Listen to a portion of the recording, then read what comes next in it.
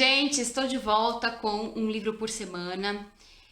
Para quem não me conhece, eu sou La Serena e eu fiz resenha de muitos livros sobre paganismo, sobre bruxaria, livros que são importantes para o caminho de quem é pagão, de quem pratica bruxaria, Wicca, paganismo no geral.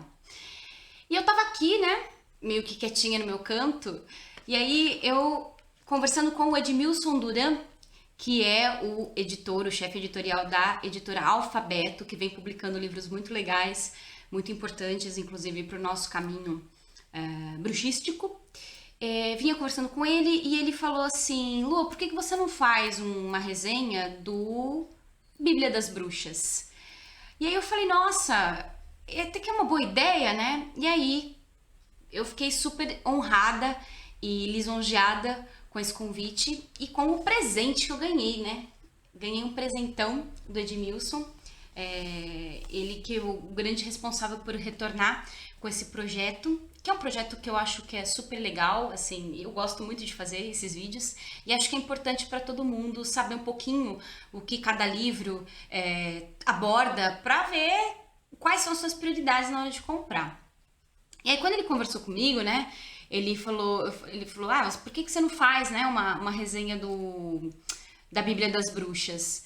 E eu respondi rapidinho, claro que eu vou fazer, eu acho que é o máximo, né? Ele falou, nossa, que rápido. Eu falei, gente, porque esse livro ele é muito importante, ele é extremamente importante. Eu me lembro que circulava na internet um trecho, eu acho que era do ritual de iniciação ao primeiro grau, acho que era isso aí.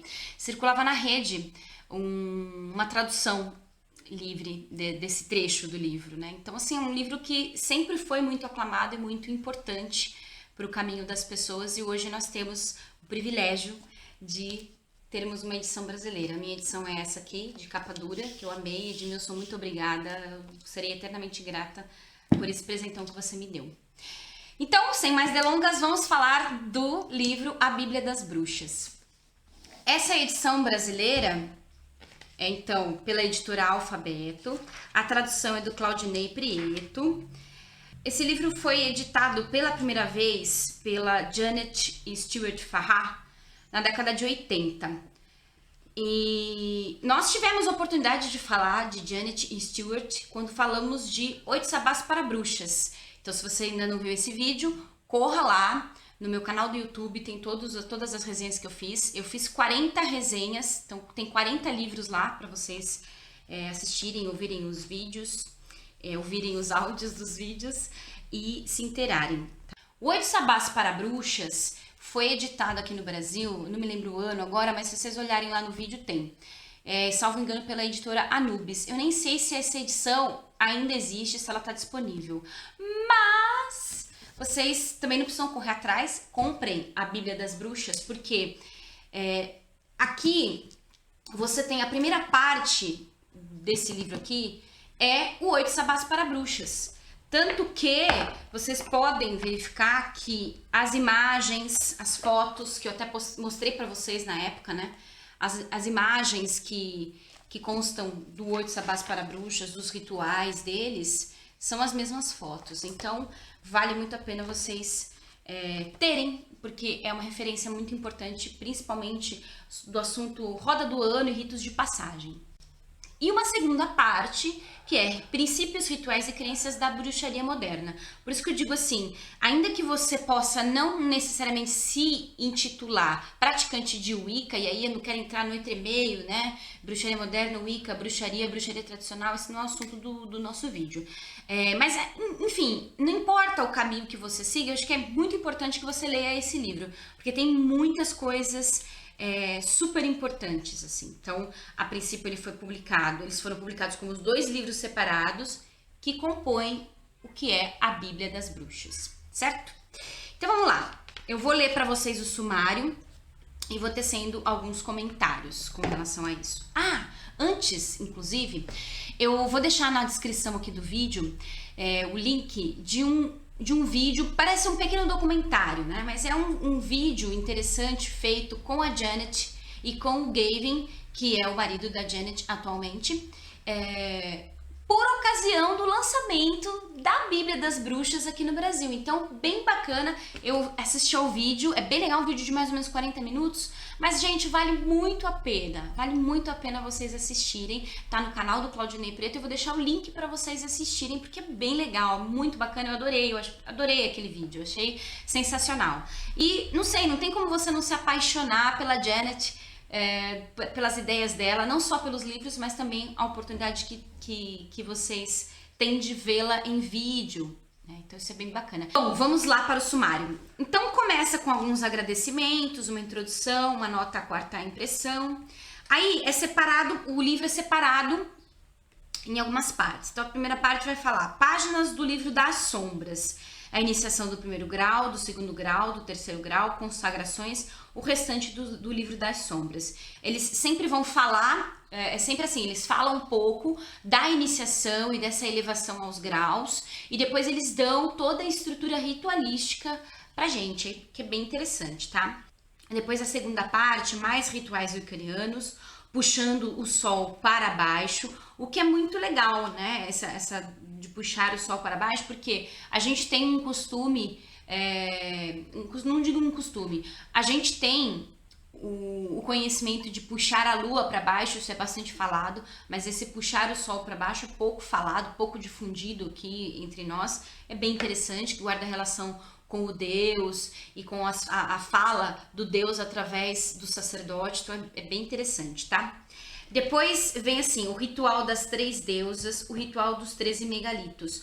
Essas duas partes, essas duas divisões são bem interessantes, porque eles vão além de trazer, sempre traz a estrutura do ritual, eles vão falar sobre algo que é bem interessante em rituais pra gente fazer, principalmente em grupos, ainda que não seja um coven, mas de repente um grupo de estudos, um grupo de amigos que sejam praticantes, que é a dramatização dos mitos, a dramatização dos mistérios. E é super legal, né? O teatro, ele é salve Dionísio, ele é extremamente espiritual e mistérico, e eles trazem isso aqui pra gente.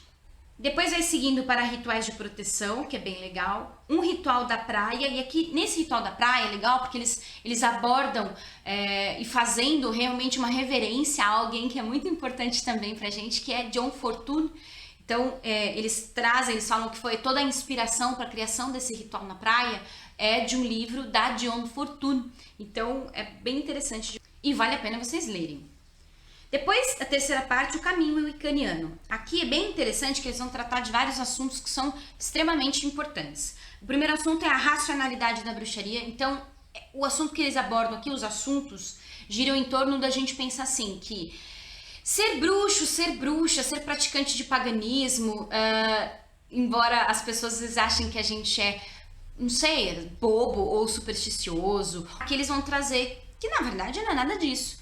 Que é bem da verdade, a bruxaria e todo o conhecimento, ele não tem que se dissociar, não tem que se separar da ciência, muito pelo contrário, são conhecimentos e sabedorias afins.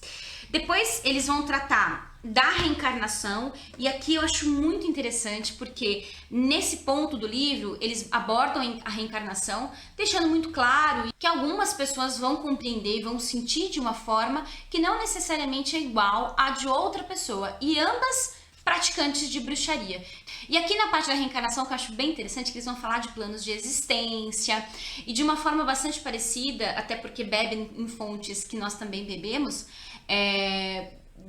daquelas formas que a gente abordou para quem fez o grupo de estudos do Semente Ancestral. Semente Ancestral é o meu clã, e a gente tem um grupo de estudos que acontece uma vez por ano, as pessoas se inscrevem e a gente passa os materiais e dá aulas sobre esses materiais. E uma dessas aulas é sobre planos, dimensões, reinos, outros planos de existência. Isso é bem interessante. E esse grupo é totalmente gratuito, tá bom, gente? Depois segue então para mito, ritual e simbolismo, o que é muito interessante também, que eles vão trazer a importância da gente se voltar para outras searas de estudo, que não só da bruxaria, do paganismo, livros somente sobre isso. E aí eles trazem a importância de Jung para para compreender muitos dos mistérios de quem são os deuses, e de como compreender todos os sinais dos deuses. Isso é muito interessante. Uma outra dica que eu dou para vocês, tem na minha página pessoal do Facebook, tem a palestra que o Elfo, que é meu marido, né?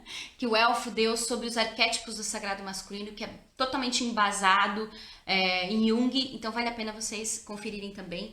E aí continua bruxaria e sexo, também acho bem legal que eles abordam com muita maturidade, muita clareza a questão tanto da nudez quanto a questão de ritos sexuais dentro da bruxaria. Isso é bem interessante. Aí tem uma parte que chama-se assim, muitas moradas. Nesse ponto eles vão tratar de questões de intolerância, tolerância, respeito a outras religiões, respeito dentro das religiões neopagãs, respeito dentro da bruxaria como um todo. Eu gostei demais. Aí um ponto específico nos rituais, eles vão tratar também de uma maneira bastante legal, que eu gostei bastante, sobre a nudez nos rituais. Então, os argumentos a favor e os argumentos para dizer que não necessariamente você precisa fazer rituais vestidos de céu. Então, achei muito legal.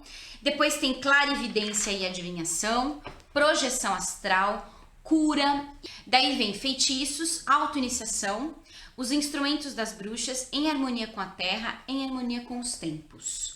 E aí vem apêndices, muito interessantes, que são apêndices em busca de Old Dorothy e traçar e destraçar o círculo, que são contribuições também de Dorinho Valiente. E aí vem um glossário, bibliografia, índice remissivo e fotos, né? E que tem o índice das fotos.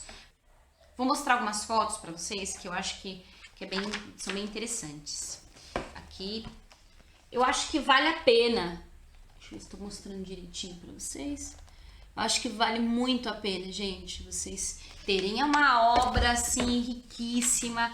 E a edição tá linda demais, super caprichosa, qualidade excelente. E vale muito, muito, muito, muito, muito bem. Então vamos ler um trechinho de A Bíblia das Bruxas. Ela começa assim. Quando fomos iniciados em 1970, ensinaram-nos que só uma bruxa pode fazer outra bruxa. Em outras palavras, a única maneira de converter-se um bruxo ou bruxa consistia em ser iniciado por outro bruxo ou bruxa, de grau adequado e de sexo oposto. Provavelmente essa era a opinião da arte como um todo na época e, como tal, a aceitamos também.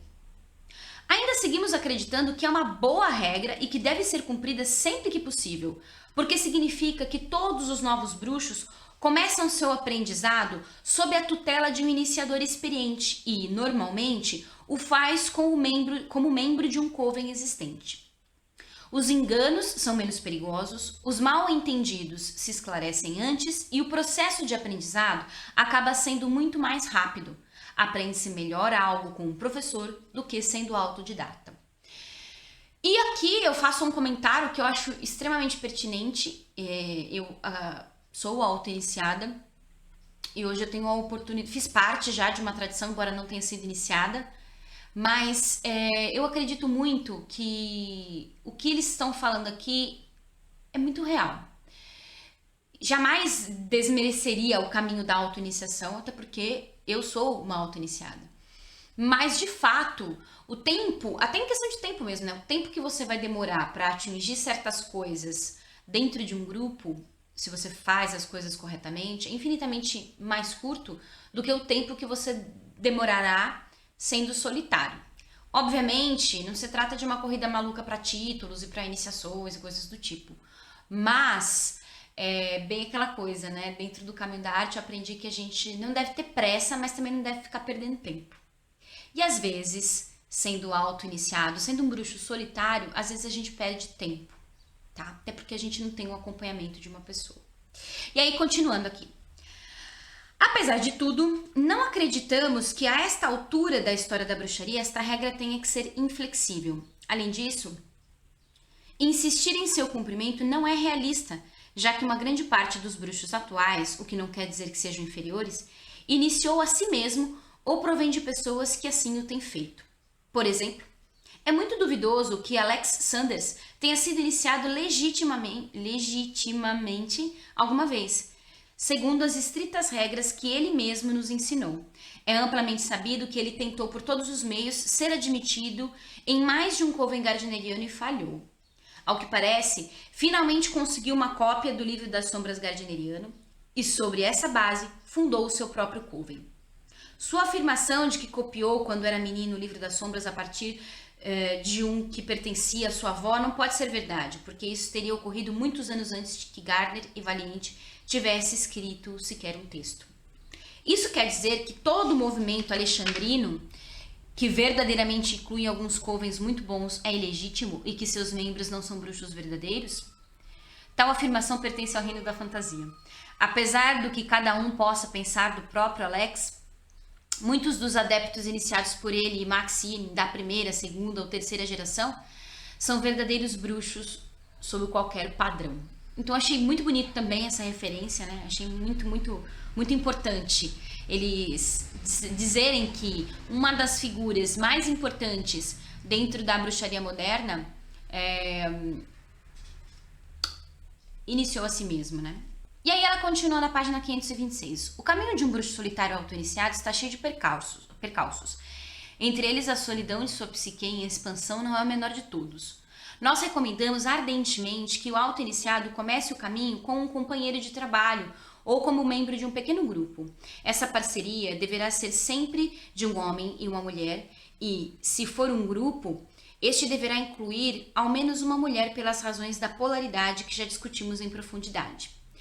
Uma parceria inicial de 2 mulheres pode ser viável quando for impossível encontrar um homem adequado, mas uma parceria de 2 homens está fadada a ser magicamente infrutífera. Bom, aqui ela está dizendo isso porque por conta da polaridade feminina, por conta da predominância da figura da deusa, da figura do sagrado feminino, tá? E aí ela continua. Uma vez alcançada uma parceria, sugerimos que a mulher inicie a si mesma primeiro na presença de seu companheiro por meio do ritual que tenham escolhido, e que ela inicie depois ao homem. No caso de um grupo, deverá nomear-se de antemão uma alta sacerdotisa e um alto sacerdote. A alta sacerdotisa escolhida iniciará a si mesma na presença de outros e depois iniciará o alto sacerdote selecionado. A partir de então, ela iniciará os homens e ele as mulheres. No seu devido tempo, quando acreditarem estar preparados, o alto sacerdote outorgará à alta sacerdotisa o 2º grau de iniciação e imediatamente depois ela conferirá o 2º grau ao alto sacerdote, nessa ocasião representando a lenda da descida da deusa só uma vez, mesmo sendo uma dupla iniciação. Para vocês entenderem esses detalhes, vocês precisam ler o livro, tá bom? Porque aí vai falar dos rituais e vocês vão entender mais detidamente do que eles estão falando aqui. E quando chegar o momento, celebrarão sua elevação ao 3º grau. A única auto-iniciação deverá ser inevitavelmente a primeira, uma vez que levada a cabo, cada membro deverá ser iniciado por um bruxo que já o tenha feito, e quando a alta sacerdotisa e o alto sacerdote se outorgarem os graus superiores, terá que cumprir-se inteiramente a regra normal, pela qual só um bruxo de 3º grau pode conferir o 3º grau a outro. A regra é boa, com razões de peso que a sustentam, e a auto-iniciação deve considerar-se como um procedimento excepcional que se utiliza só quando não existe outra possibilidade. Então, o que ela está dizendo aqui? Que ela não invalida, que realmente a auto-iniciação ela é válida, que um auto-iniciado pode iniciar outras pessoas, mas ela deixa claro que somente em situações excepcionais, quando não é possível pertencer a determinado clã, determinada tradição. Ok? E esse é um pensamento que eu comungo bastante, porque faz parte da minha vivência, né? Faz parte da minha vida, eu como auto-iniciada, iniciando outras pessoas. O Semente Ancestral, que é o meu clã, já existe há 8 anos, está indo para o 8º ano, e somos muito felizes assim, né? Não melhores, não piores, apenas a gente. E eu acho que se a gente começar a pensar de forma a respeitar as pessoas e os seus caminhos, a gente vai ter só o que ganhar com tudo isso. É claro, gente, dá pra gente compreender tudo isso, eu já falei em outros vídeos, né? Dá pra gente compreender. Tem que ter muita maturidade para trilhar esse caminho, sabe? Eu fico pensando que eu, como bruxa solitária, vejam só, analisem. Eu comecei a praticar bruxaria quando eu tinha 16 anos. Aí eu fiquei como solitária assim, né, em alguns grupos, assim, de amigos praticantes, durante boa parte do meu caminho. Quando eu já tinha, deixa eu ver, 95, 2005, quando eu já tinha mais ou menos uns 15 anos de prática, eu decidi entrar numa tradição. Isso aconteceu ao mesmo tempo, porque eu sentia uma necessidade do grupo, sabe? Eu sentia uma necessidade de grupo. Isso aconteceu ao mesmo tempo, olha que estranho, né? Os deuses, eles realmente, é o que a Janet falou no vídeo dela, assistam que vocês vão gostar. Os deuses, eles preparam a gente para as coisas, né? E aí, ao mesmo tempo que eu entrei nessa tradição, ao mesmo tempo o Semente Ancestral começou. Foi muito louco isso, né? E eu não consegui realmente conciliar as duas vidas, sabe? Não consegui conciliar as duas vidas. Até que, obviamente, eu fiquei de fora da tradição e segui com o Semente Ancestral. E aí já são 8 anos. Então, assim, eu penso que eu demorei 15 anos da minha vida, de uma prática bastante profunda da bruxaria, para estar preparada para iniciar um grupo, para começar um grupo. E mesmo assim, eu tive muita coisa a aprender e ainda tenho muito o que aprender, né? Então a gente tem que entender quando as pessoas falam pra gente que elas têm uma reserva com relação à autoiniciação, com relação a grupos, porque realmente precisa muita maturidade, gente. Maturidade emocional, maturidade de estudo, prática, para que você esteja preparado para esse sacro ofício. Tudo bem? Bom, gente, adorei, me estendi um pouquinho mais no nosso vídeo, mas é porque vale muito a pena, eu tô muito feliz de retornar, então podem aguardar livros uma vez por semana, não só vídeos de livros, mas outros vídeos também que eu vou voltar a fazer. E é isso, gente. A Bíblia das Bruxas, Janet Stewart Farrar, eu recomendo para todo mundo. Um beijo para vocês e até semana que vem.